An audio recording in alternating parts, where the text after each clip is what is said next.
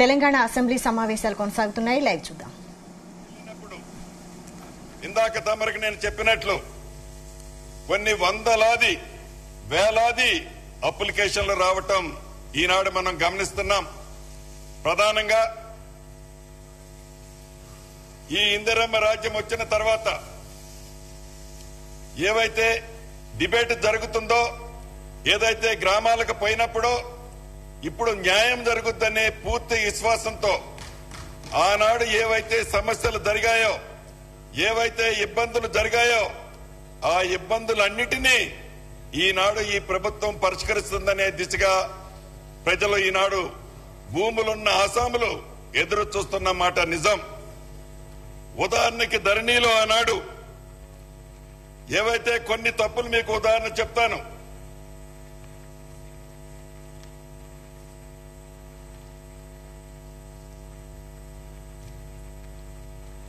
ఆనాడు గ్రామ స్థాయిలో, మండల స్థాయిలో, జిల్లా స్థాయిలో ఈ భూ సమస్యల పరిష్కారం అయ్యాయి. ధరణి యాక్ట్ 2020లో తీసుకొచ్చిన తర్వాత ఆ ధరణిని ఒక కంపెనీకి ఆనాడు ఇచ్చారు. అధ్యక్ష, ఐఎల్ఎఫ్ అనే కంపెనీకి ముందు ఈ ధరణిని నిర్వహించడానికి సాఫ్ట్వేర్ కంపెనీగా వారికి ఇవ్వటం జరిగింది. ఇచ్చిన తర్వాత ఆ కంపెనీని కొన్ని కారణాల చేత ఈ ఐఎల్ఎఫ్ఎఫ్ కంపెనీని టెరాసిస్ కింద చేంజ్ చేశారు. ఈ కంపెనీ సింగపూర్ కంపెనీకి సంబంధించినతో టైఅప్ పెట్టుకుని తెలంగాణ రాష్ట్రంలోని 2.5 కోట్ల ఆస్తులని ఒక సింగపూర్ కంపెనీలో, ఒక విదేశాల్లో తాకట్టు ఆనాటి ప్రభుత్వం పెట్టిందన్నది నగ్న సత్యం అధ్యక్ష. అంతేకాదు ఆ కంపెనీ అంతకుముందు ఇంకొక దేశంలో డిఫాల్ట్ అయి ఉంది. అది వారికి తెలుసు.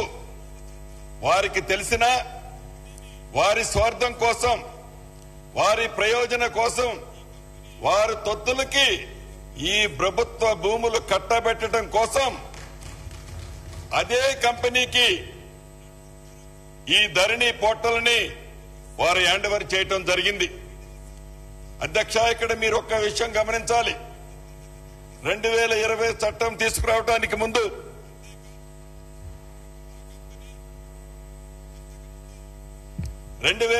చట్టాన్ని తీసుకురావడానికి ముందు ఏదైతే సాదా బైనామాలు, ఈ సాదా బైనామాలు ఆ చట్టాన్ని తీసుకురావడానికి ముందు ఒక 4-5 రోజులు అప్లికేషన్లు స్వీకరించడానికి ఒక నోటిఫికేషన్ ఇచ్చారు. దాంట్లో సామాన్య ప్రజలు ఒక 2 లక్షల పైచీలకు అప్లికేషన్లు అప్లై చేసుకోవడం జరిగింది. ఇంతలోకే 2020లో చట్టం వచ్చింది. ఈ చట్టము వచ్చిన తర్వాత దాన్ని ఒక వారం రోజుల్లో ఇంకొక 7 లక్షల అప్లికేషన్లు వచ్చాయి.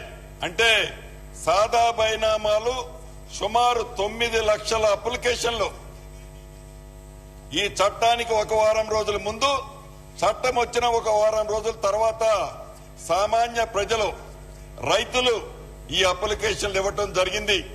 కానీ అధ్యక్ష, ఆ చట్టంలో ఈ సాదా బైనామాలకు సంబంధించిన అంశాన్నే చేర్చని కారణం చేత కొంతమంది హైకోర్టుకు పోతే టోటల్ గా అప్లికేషన్లని రద్దు చేయటం, హైకోర్టు చేయటం జరిగింది.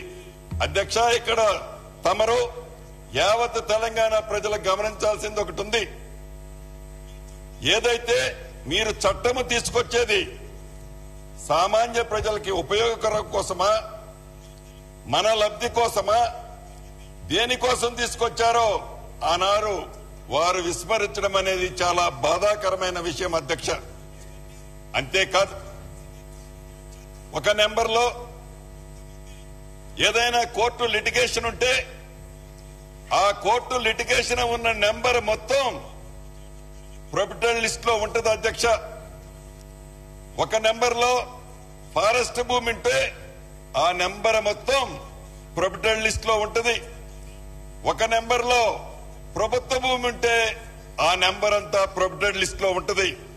కానీ న్యాయంగా ఎవరైతే భూమి ఆసామి ఉన్నాడో ఆ భూమి ఆసామికి చట్టబద్ధంగా ఉన్న ఆస్తి ఏదైతే ఉందో, తన పిల్ల పెళ్లి కోసమో, తన కొడుకు చదువు కోసమో, తనకి వైద్యం కోసమో ఒక్క కుంట భూమి అమ్ముకోవాలన్నా ఆ చట్టము పుణ్యమా అంటూ ఒక్క కుంట కూడా, ఒక్క గజము కూడా అమ్ముకోలేని పరిస్థితి ఆ చట్టం వల్ల దాపురించిందన్నది అధ్యక్ష మీ వల్ల, మీ ద్వారా ఈ సభ్యులకే కాదు ఈ తెలంగాణ రాష్ట్ర ప్రజలకు కూడా తెలియజేస్తున్నాను.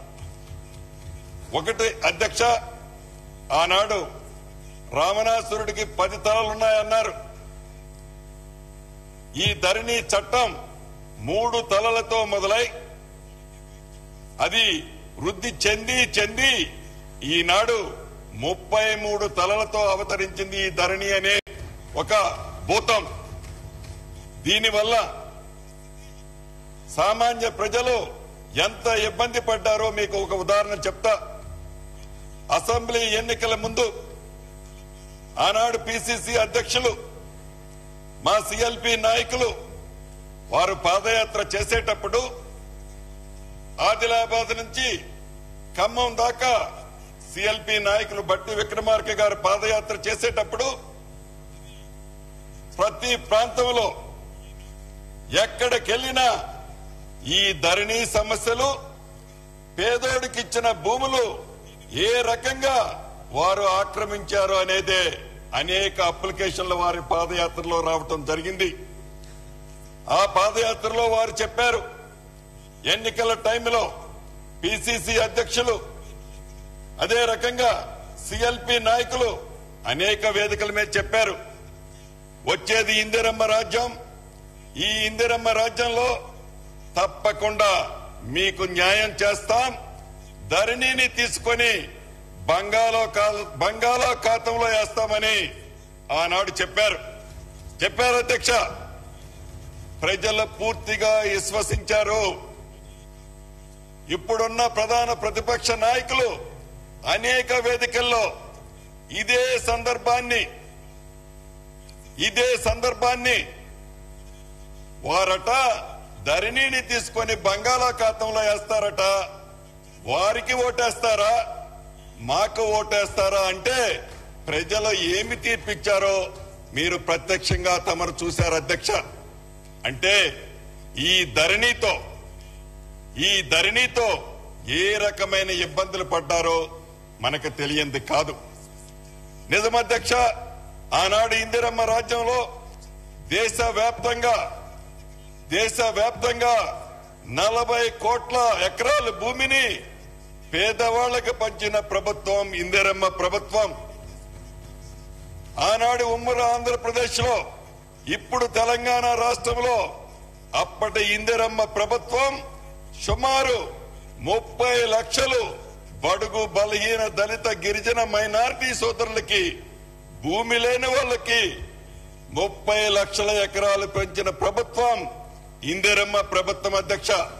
అది ఇందిరమ్మ ప్రభుత్వం కావాలనే మొన్నటి ఎన్నికల్లో ప్రజలు దీవించారు, విశ్వసించారు, నమ్మారు, ఆదరించారు అధ్యక్ష. ప్రధానంగా ఏదైతే ఈ ప్రభుత్వం వచ్చిన తర్వాత, మొట్టమొదటిగా నేను మంత్రిని అయిన తర్వాత ఏవైతే ఈ ధరణిలో ఉన్న సమస్యలు మా అధికారులతో కూర్చొని చర్చించినప్పుడు, ఆనాడు ధరణిలో అప్రూవ్ చేసే అథారిటీ కలెక్టర్లకు ఉంది. ఒకసారి వారు అప్రూవ్ చేసిన తర్వాత ఆ ధరణిలో వారు ఏం అప్రూవ్ చేశారో వారికి డిస్ప్లే కాదు అధ్యక్ష.